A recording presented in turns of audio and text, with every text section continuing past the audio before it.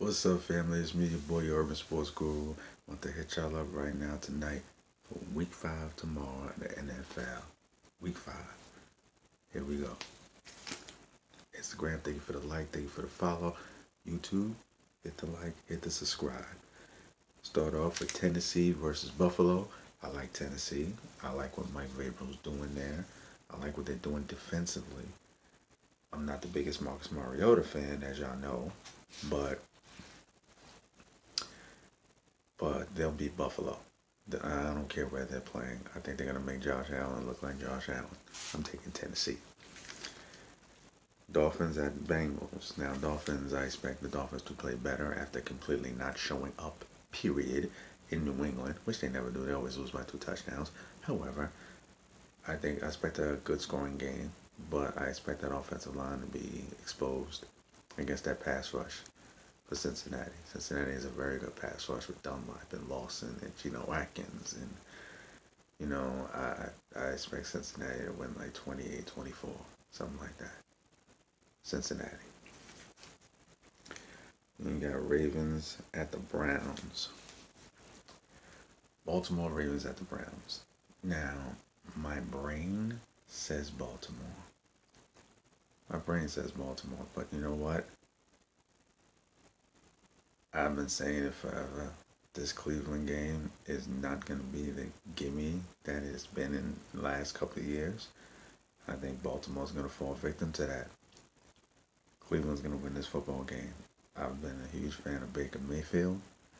Yes, he's going against Baltimore's defense now, which is a whole different animal. And I think Cleveland's pass rush might be able to get a turnover, a key turnover against Flacco. I'm going to take Cleveland in that game. I'm going to take Cleveland. Packers versus the Lions. Now, they can't keep asking A-Rod to turn water into wine, especially now being injured. And I made this point before. When you look at what Brett Favre had in Green Bay, look at the running backs he had. Dorsey Levin, Zachary Bennett, Amon Green. These are all-purpose backs, all-world running backs. A-Rod don't have none of that. None of that. And when A-Rod won a championship, like, when you look at the kind of receivers that he had, who they have now, Randall Cobb was like his 4th best target. Randall Cobb now is his number 1 target. That's not good. Randall Cobb is your number 1 target. You're not going to be an explosive passing game. You're not. He just does not have the receivers that he used to have for them to just line up and chuck it all over the field. Then the fact that the defense, even though they played well last week against Josh Allen, is not as good as it was that year. So you look at Detroit, they don't defend the run very well, but they're scoring points.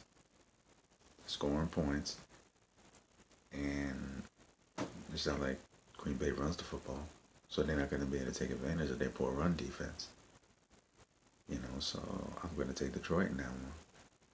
I'm taking Detroit. Matt Patricia, Matt Stafford, I'm taking Detroit.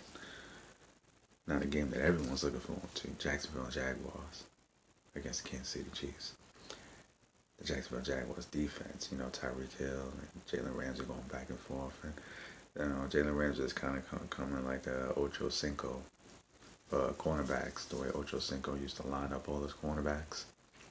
He used to call it each one out individually. This is basically what Jalen Ramsey is doing to receivers. Now, Tyreek Hill is no Odell as far as being a complete receiver, but as far as explosion, he's the most explosive receiver in the game. So, and I do think Andy Reid will find creative ways, because he's not going to just line up and just go deep all the time. He finds such creative ways to get him the football. And Patrick Mahomes, I want to be able to see how he operates against this defense. I want to see it. Because his quick release and the arm strength and mobility, which he will need. The offensive line played well, but I'm not completely sold on Kansas City's offensive line. And they will be tested against Jacksonville. Make no motherfucking mistake. They will be tested. Now, the reason why I'm going to pick Kansas City is my lack of faith and trust in Blake Bortles. Because Kansas City's defense is horrible, but Blake Bortles is a hit or miss. If you can get him in situations down and distance, like in the Tennessee game, you know, effectively stop the run. And one thing Kansas City does, they're good on third down. They're shitty everywhere else, but they're good on third down. Get them in down and distance, you can get them off the field and get the ball back to your offense. So for that one reason, I don't trust Blake Bortles. I don't know which guy's going to show up. I don't know which guy's going to show up. Is it going to be the guy who showed up against New England? Or is it going to be the guy who showed up against Tennessee? You can play against a shitty defense. I expect the guy who showed up against the Jets, the guy who showed up against New England, but you know what? I just don't know. I just don't know. And for that reason, I'm taking Kansas City. Next, we have the Raiders and the Chargers. Chargers are my Super Bowl pick for the AFC, and the Raiders are building.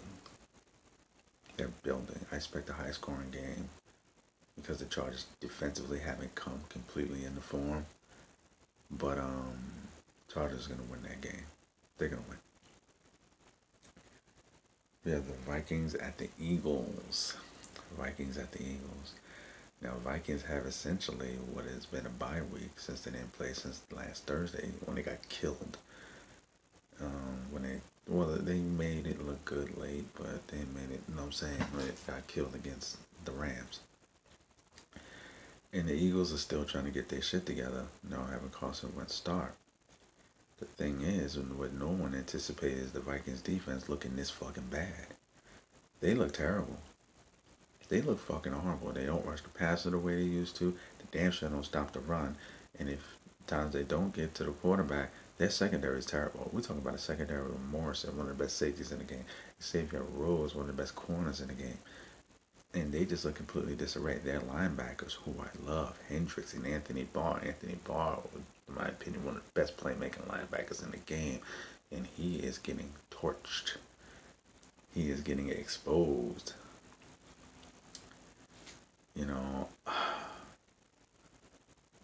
You had 10 days to prepare. Mike Zimmer, you had 10 days to prepare. Now we talk about Philly. Philly's not protecting the quarterback the way they've done in years past. They're not running the football as good as they've done in the year past. They're not rushing the passer as good as they've done in the year past. We knew that the 1 weak link they had on defense was that corner. We knew this already. But the pass rush, and they have great safeties, you know what I'm saying? With Mitchell. Sorry, I'm getting tongue-tied. Malcolm Jenkins, yes. But these are two teams who seem to me are still trying to find themselves. The fact that Minnesota had that extra preparation time, I'm going to take Minnesota. I'm not a Kirk Cousins fan, but he ain't been the problem. The whole thing was wanting to see him play with a team that he had other components around, so you didn't have to rely solely on him. I think he's done his job. He's basically been who he is. But he hasn't had the great defense to keep giving him more opportunities. He hasn't had that. He has not had that. He hasn't had the dominant running game also. So, like I said, you had 10 days to prepare. The one thing positive about Thursday Night Football, which I don't like, is afterwards you basically get almost another bye week. So your preparation, that month's preparation time, should help Minnesota. I think they really need that right now. I expected to play defense in a close game. Last time they went there, they got blown the fuck out. They're going to want to redeem themselves. All right. Cardinals at 49ers. Josh Rosen ever. He gets his first win. Very simple. I'm telling you, Josh Rosen, I think, is going to be a special quarterback. He gets his first win. Rams at Seahawks. Russ, I love you. I don't think you're beating these guys. Oh my God, the Rams, oh my God, they're the number one team in football. And the 12th man is not going to help you. 12th man might help you make it competitive. That's about it. That's about it. It may help you make it competitive. I'll give y'all that much. That's it. Uh, Cowboys at the Texans. Cowboys at the Texans. Now, the Texans defense. I like start playing. Jadeveon Clowney, where are you? See, this is why they ain't giving Jadeveon Clowney no money in all season. They wanted to make sure last year wasn't an aberration. Because last year he finally played like a #1 pick. But guess what? Where the fuck is he this year? Where the fuck is he this year? You got J.J. Watt, once again looking like J.J. Watt. But where the fuck is Jadeveon Clowney? You know what I'm saying? But Dallas is a one-dimensional football team. A one-dimensional football team. And I think Deshaun Watson is better than Dak Prescott. It's just that Dak Prescott has a better offensive line. Even though they're not as good as they've been in the year past, he has a better offensive line. So, but with that being said, Bill O'Brien, I think his job is on the line. In my humble opinion, I think his job is on the line. Texans win. Redskins at the Saints. Redskins, as expected, started off well. I expect Adrian Peterson to take this week very personally. I do. You know, because of the opportunity or lack thereof he had there last year in New Orleans. However, I want to see how good this Redskin defense is. I think they're average at best. At best, they put some first round picks there, but I think they're average at best. And I'm just taking Drew Brees over Alex Smith. It's just that simple. There's no size to it. I'm taking Drew Brees. Now we got Steelers hosting the Falcons. Steelers hosting the Falcons. I'm going to take the Falcons because offensively, Sarkisian seemed like he got his shit together. And one of the ways he seemed like he got his shit together is doing exactly what the fuck I said. You drafted that Alabama kid. Use him. Use him. Jesus fucking Christ. Calvin Ridley's a monster. Use him. Those who watch my videos, y'all heard me say that shit. Use him. Roll Tide is kicking ass down in Atlanta. Now, Julio still hasn't found the end zone. You got to correct that shit. But meantime, between time, you got Calvin Ridley who's getting one-on-ones. Take advantage of that.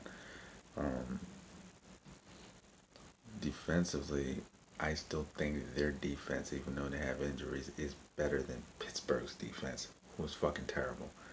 I think I could find guys on the street that could score on that defense.